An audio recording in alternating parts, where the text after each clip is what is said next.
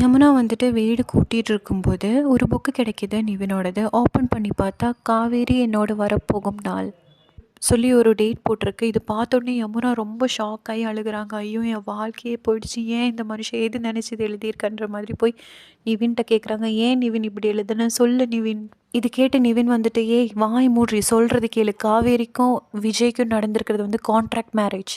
இது கேட்டும் கேட்காம யமுனா வந்து ஓடி போய் அவங்க வீட்டுக்கு போய் சொல்கிறாங்க, இங்கே பாருங்கம்மா நான் அவசரமாக எதுக்கு வந்திருக்கேன்னா காவேரி அக்காவும் விஜய்க்கும் நடந்துட்டுருக்கிறது கான்ட்ராக்ட் மேரேஜ்.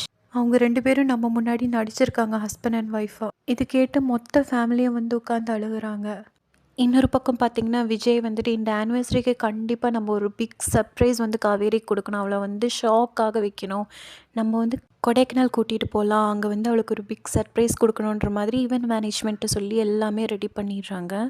அப்புறம் காவேரிகிட்ட போய் சொல்கிறாங்க, இங்கே பாரு காவேரியும் பேக்கெல்லாம் பேக் பண்ணி வேன்ற மாதிரி. இது கேட்டோடனே காவேரி வந்து உடஞ்சி போயிடுறாங்க.